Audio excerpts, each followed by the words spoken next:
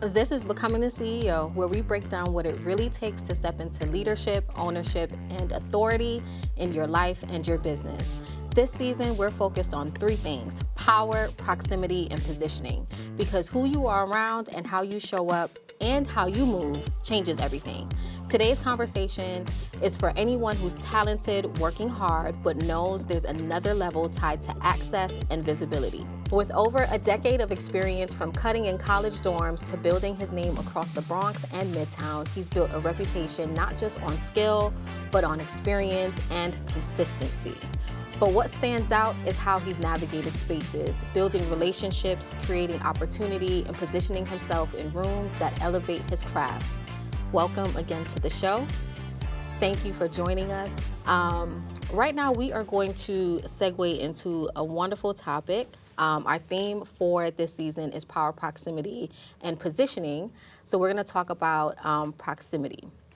What rooms have changed everything for you? Well, first off, thank you for having me. Of course, appreciate welcome. it. What rooms have changed things for me? Yeah. Pretty much every room I step in.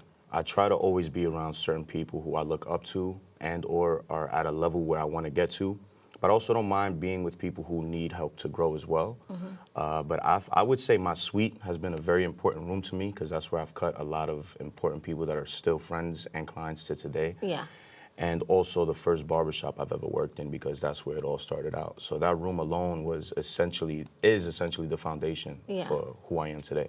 Well, that's a good segue into my next question. How did you get access to that space, to your foundation, that barbershop, and then transitioning now into your own suite? My fraternity. So I joined a fraternity in college by the name of Lambda Sigma Upsilon Latino Fraternity Incorporated. I joined in 2017. And two fraternity brothers of mine opened up a barbershop. And then the Master Barber was also a fraternity brother who goes by the name of Mars, who's also my mentor, who currently cuts out of Beverly Hills, California now. And so shout out to the frat for giving me the opportunity to get in that room and build my legacy. Yeah. You know? Here at Becoming the CEO, we value relationships and networking. We host quarterly networking mixers. So it's really good to hear you speak to the power of proximity and positioning and relationships and the value that should be placed on networking. What do people misunderstand about networking? I think people think, like, when it comes to networking, they think, oh, let me get the number and that's it. It goes way deeper than that, right? Yeah. The number or the contact shouldn't be the first thing that you want to get. Yeah. You want to build a relationship, right? Yeah. First impression is key, and I try to tell people that all the time. That's why when I shake hands, it's a nice firm grip. I'm making solid eye contact. And when I speak, I tend to speak from the diaphragm. I don't want to yell at people, but I want you to know that I'm here. I need to create this presence, right? Once we have conversation, we create these, like, a commonality between us, right? So now once we find that common space, now that's my cue to build on that, right? Now I'm building conversation. Next thing you know, we're 20, 30 minutes in. No contact has been exchanged yet, but now you kind of want to exchange information with me because of the conversation, right? So I feel like conversation is the most important thing. Then comes relationships, then comes the networks. Does that make sense? That definitely does make sense. Talk to me about the impact, the additional impact that brotherhood has had on your business and who you are. Yeah, it's had a lot, because when you're not on the peak of your career or at anything, you're in a valley. You need support. That's where that brotherhood came into play, right? Now, I do have an older sister. She's always there to be a shoulder for me to lean on. But sometimes I needed other shoulders to lean on and other ears to bend, and that's where that brotherhood came in clutch, for lack of a better term. And it's given me that crutch to lean on, and also that support system that everyone always needs. Yeah. You know, you can't do anything on your own, and we can delve into that a little later in this conversation, but brotherhood, networking, relationships is everything when it comes to success, in my opinion. I definitely agree. Being present versus being valuable. When you hear that, what does that mean to you? That's a good question, because I take pride in both of them. I take pride in being valuable, because being valuable is what keeps me in these people's Rolodex. It keeps me important. It keeps me relevant. 100%. But then being present also grounds me. I can't think so far ahead of the future, but I also can't focus on the past. I need to focus on what is happening right now. Because if I don't, then I'm going to lose sight of what is to come. Make sense? Yeah, definitely. So I hope that answers your question. It does. It does. Were you being underestimated early on? 1,000%. Yeah. 1,000%. I mean, when you hear people say, I want to be a barber, you don't think, oh, this guy wants to make a career out of it, right? Yeah. You think, oh, you're just cutting 50 people a day for $20 a month, you know, a cut, excuse me. People never looked at this as a career or something that can take me places. You know, my own dad, who's my #1 fan, don't get me wrong. I love my father, I love my mother, my sister, my biggest supporters. But my own father was like, so you telling me we sent you to college for nothing? and I giggled in the car with him, and I'm like, Dad, you got to understand the process and trust it. Yeah. 10 years later, he's very happy where I am, and I actually love when people doubt me. Yeah. It pushes me even more. It's a good motivator. Yeah. It pushes me to really just are. like prove them wrong and show them like, yeah, I'm capable of whatever I put my mind to. So yeah. I want to back up a little bit about your becoming journey, becoming a master barber. I also want to dive into you being a house music DJ. Did I get that right? Yeah. And I want to talk about the parallels of both of the worlds. So let's start off on your becoming journey as a barber. Okay, so I never wanted to be a barber until like 2014. I originally wanted to be a news reporter. Okay. I interned at Fox 5. I graduated from Mount St. Vincent. I was in a news studio, very similar to where we're at now. So my goal was to be a news reporter. Wow. Had an interview in News 12. It went south. And at that time, I had already started cutting hair in the barbershop. Yeah. So once it went south, my mentor sat me down and he explained to me, he goes, listen, Chec, you know, everyone says you need a plan B and a plan C. But that plan A will never get executed so long as you have 1% of focus on another plan. You need 100% focus. When he said that, he's like, all right, what are you going to choose, barbering or cutting hair? And I said barbering, and then the rest is history. That's when I really delved into this career. And I started to take it serious. I started to search up barbers. I started to teach myself techniques. What's separating me? How do I do things different, right? That's when I fully delved into this, and I completely locked in. And then the house music thing came about. I mean, I was born into this house music stuff. Yeah. My dad was a house music DJ. My uncles is always throwing parties. So I was born in the scene. I used to DJ like sporadically on my laptop in college. But then after I graduated, one of my very good boys, HP, he hopped on the decks. And I was like, yo, let me hop on there too. Yeah. And now I just spin for fun. You know, it's gotten me in cool nightclubs. It also has networked me with important people in that industry who now I can bring into my chair. Right, so now I'm showing the value. Like I had to explain to people, I'm not just a house music DJ. Yeah. That's just a side thing that I love to do. Yeah, that's a passion. Exactly. That's your passion. Exactly. So yeah, all of that kind of translate. There's a commonality in that, and that's conversation. Yeah. Right. I love to speak, so that's where the newsroom comes into play. Yeah. I have to give consultations when you're in my chair, and then as a DJ, I gotta explain to you what I do and why I do it. You know, so everything I try to find a common ground in what I do. If that answers your question. So, and that's good because for me, a lot of people love to ask me, like, how do you do all the things that you do? How do you get it all done? And my response is always, I don't do anything that does not feel natural, doesn't naturally ooze out of me. So being able to be a chief of staff, have becoming the CEO and build becoming the CEO, have a beauty business, and all of the many things that I do, those are all natural parts of who I am. Absolutely. And that's why they don't conflict. They don't take me away from the other things. It all just comes together. It all meshes together. I love to tell my team to marry the job with what you love and what the job technically is, and then you'll find some passion. Yeah, and shout out to you. That's Thank awesome. you. That's Thank awesome. But one thing I want to say, I'm sorry to cut you off. I like to tell people you have to be insane about your craft. For sure. My college coach told me that. Shout out to Coach Muller. You want people to say, yo, this person's crazy. He's DJing at 2, 3 in the morning, and he's going to cut hair for 5 hours. Yeah. And then he's going to do, yeah, you're actually right. I'm going to do that. You know why? Because I love everything that I do. You know, if I don't love it, I'm not going to do it. Why waste time? I'm also 30 years old, so if I'm going to have anything... You're young. I know I'm very young, and I'm grateful for that, you know, but I'm also thinking in the future, right? Like, I'm not going to waste time on something I don't love if I know it's not going to take me nowhere. So those 3 things I do, well, DJing, barbering, and other things that I may dabble in, it's all because I have a passion for it. But it has to complement what I already do. Right. I'm not going to do something that throws off my bread and butter, you know? Compliment.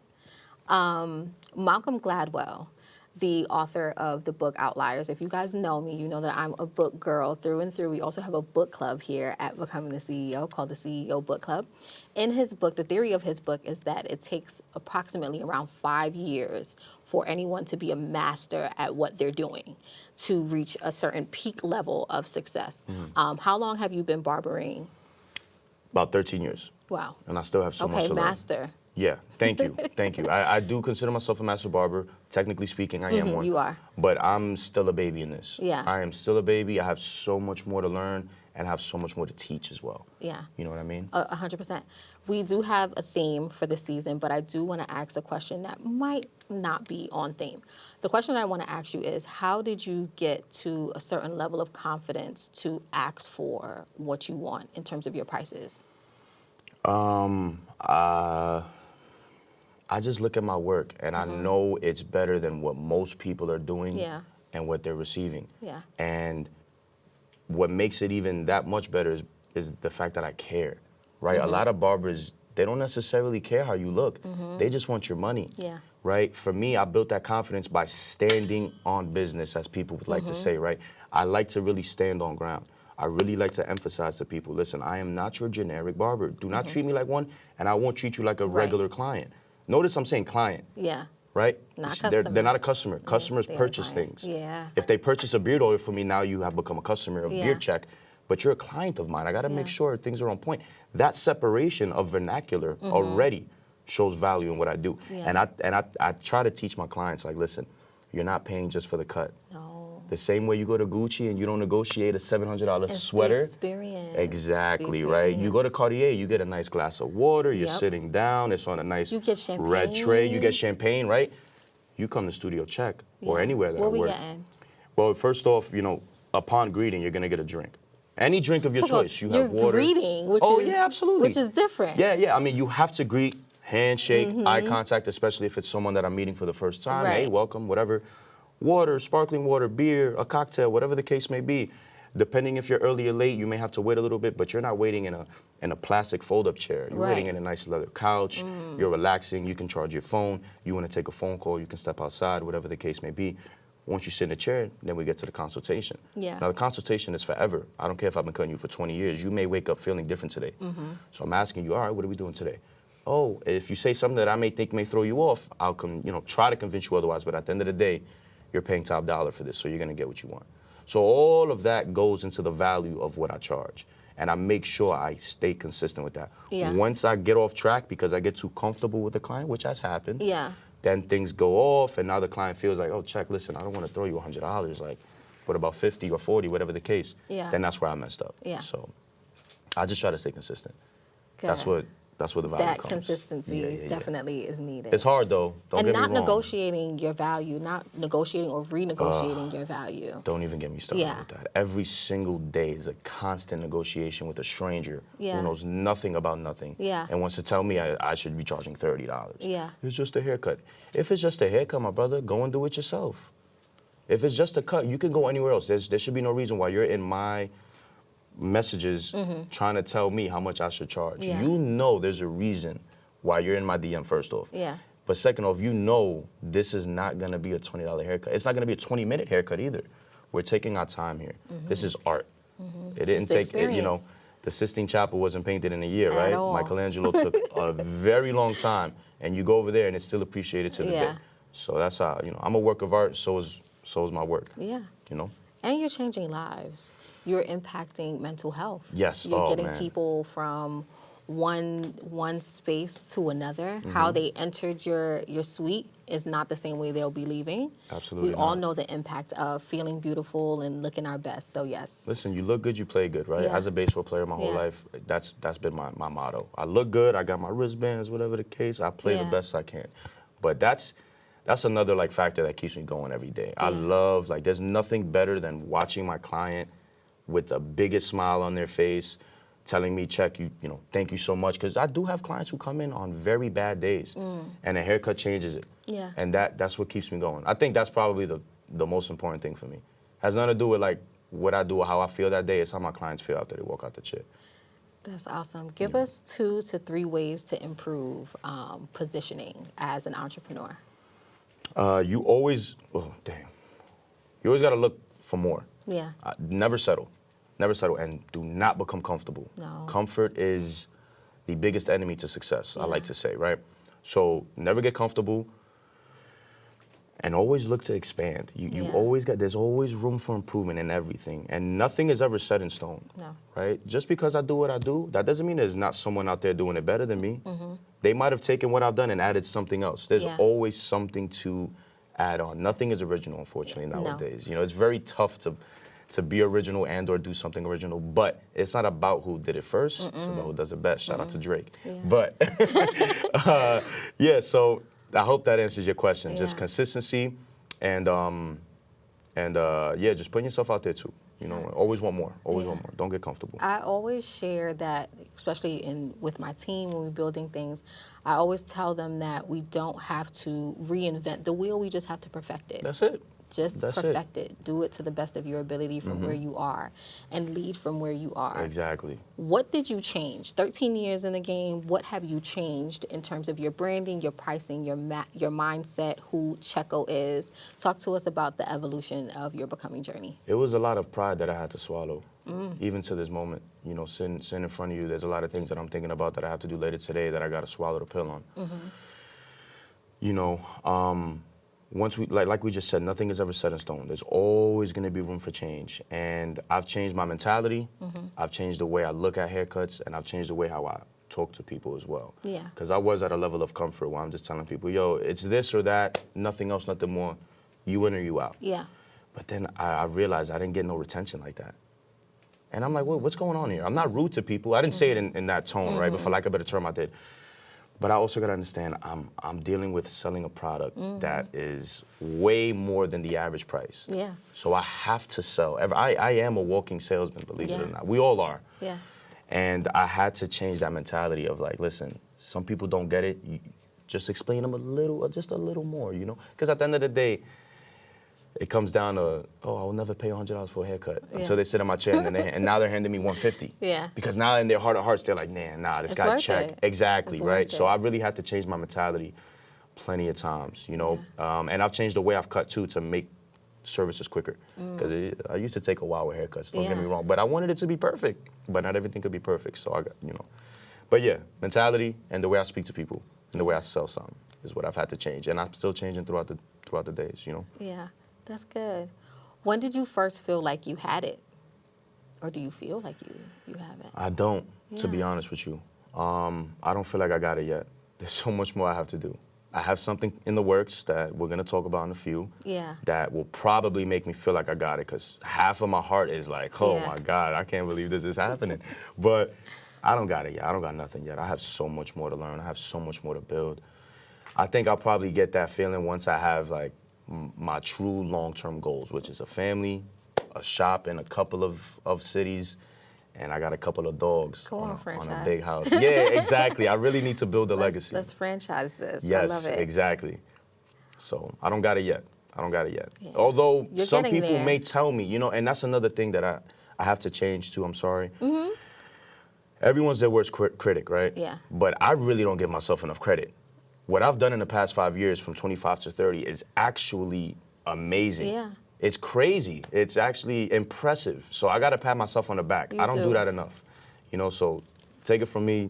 You guys should definitely pat yourself on the back more, give yourself more credit, and understand that not a lot of people could do what you do.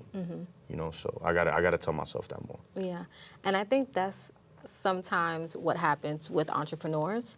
That we skip the coming home to ourselves process, and we spend a lot of time externalizing our power and relying on other people to validate us as we go along. But that self-validation definitely needs to be embedded in the work that you do while you're producing. You have to pour into yourself. And of course, have a network, have relationships where people can pour into you. All right, we're going to do some this or that, some CEO this or that. Cool. So, lead or delegate? Can I say both? Yeah. I want to lead and delegate because I can do both. I like to do both. The CEO is supposed to drive the organization and the team to get You can't lead if I don't delegate, though, you know? No, not at all. You can't keep everything on your plate at all. So I'll go with lead. I'll go with lead just for the sake of the conversation. Okay. Big network or tight circle? That's tough. Depends. Yeah. I'm sorry. I'm a very technical person. You ask me, I know it's this or that. Big circle if you really try, well, big network if you really trying to. You're trying to get somewhere. Yeah, but tight circle if you really need to hone in Yeah. and focus up. Yeah, everybody definitely needs their kitchen cabinet. That's what I call it. You need your tight circle of advisors and people that you Absolutely. trust, and then you have your network to speak your name into rooms that you're not in. There we go. Yeah. Early mornings or late nights? Late nights. Yeah. Not early morning. Some of my best ideas have come to me at 3 Yeah. a.m. Oh, listen, I play Xbox every night. Yeah. And I'm getting off at 3 a.m. I'm laying down and I'm thinking about the next idea. So Good. I'm not an early morning person. I try, listen, I'm trying. I'm trying, but it's difficult. It's difficult. City or island? City, for now. Depends. It all depends. Of course, I want to be on an island still relaxing. young. Yeah, exactly. You got to be in the mix a little bit right now. But city for now. City for now. Yeah. Respect or influence? Respect, 1,000%. Yeah. Can't influence with no respect. Yeah, at all. You know what I mean? At all. Risk or stability? Risk. 1,000,000%. There's no success without no risk. You have to risk things. I've risked a lot of things. I risked a lot of family time, a lot of family time. When I started working in the shop, I mean, I was Tuesday through Sunday, 9 to 9. We're talking 70-hour weeks, but I was walking away with $1,000 a day. Yeah. And I had a moment too where I had like, you know, not to put my father down. He's my idol. I look up to this man, but there was this one day I had his paycheck doubled that I made. And that's actually, that's a moment where I feel like I made it. Yeah. In that particular moment. But yeah, that's it. I'm sorry, I kind of went off thing. But shout out to my pops. Risk 1,000%, Shout out guys. to Dad. It's good that the generations can build. It needs to be that way. It needs to be that way. Let's talk about your CEO playbook. One move for better proximity. You got to find one person and really build a relationship. Like one of my business partners, who I'll get into a little bit better, he's become a client of mine for 6 years. This one man has changed my life in so many ways. Yeah. Some of the biggest clients I've ever cut came through this guy's network. So find that one person who's extremely connected. Yeah. Don't leech off of them. No. Do not leech off of anybody. They're gonna read the room and they're gonna push you away. Just be cool, calm, and collected. Yeah. Build that relationship, until they bring you into their circle, which has happened to me plenty of times. So let's say that. Find someone big and work with them. Good. One move for stronger positioning. Go somewhere that you're not comfortable in. I was not comfortable going to Midtown Manhattan. Yeah. I went from paying, just to talk finances a little bit, I was paying $625 a month for my boo friend, which is beautiful. From $625 a month, I went to $850 a week. That put a fire under my bottom. Yeah. And it was like, hey, Chec, you need to figure it out. I am super uncomfortable here. I do not belong here. I'm a kid from the Bronx. I'm 25 years old. What am I doing cutting on 59th Street? Yeah. That's exactly where I needed to be, though. Yeah. You know what I'm saying? So put yourself in a place where you don't belong. And final question, one move to step into power. I don't necessarily know if it's a move, but you got to have a balance of respect and knowing that you have power, because people let power get to their head. I know I have power. I know I have a very influential voice. I know how to speak well. Yeah. That is a power in its own. But you can't let that get ahead of yourself. You got to respect the game. You got to respect yourself, and most importantly, respect others. I think respect is the biggest move for a lot of people that they should do, because a lot of people don't come with that. Yeah.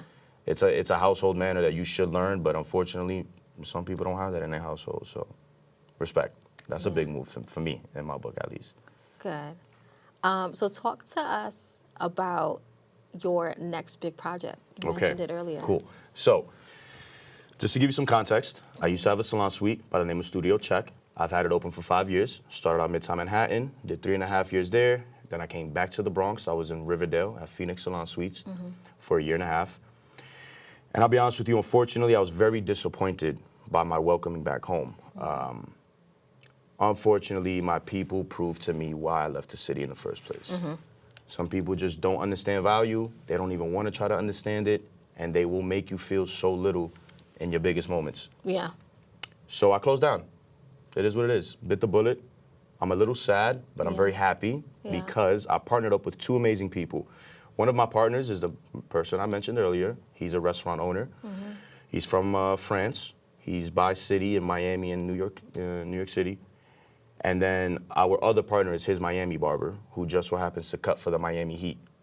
So my restaurant partner is connected with A-list celebrities, you know, from all over the world. Yeah. I have my network in New York City. He has a network in Miami. So we're coming together and we're going to open up a high-end barbershop by the name of the Upper Seat.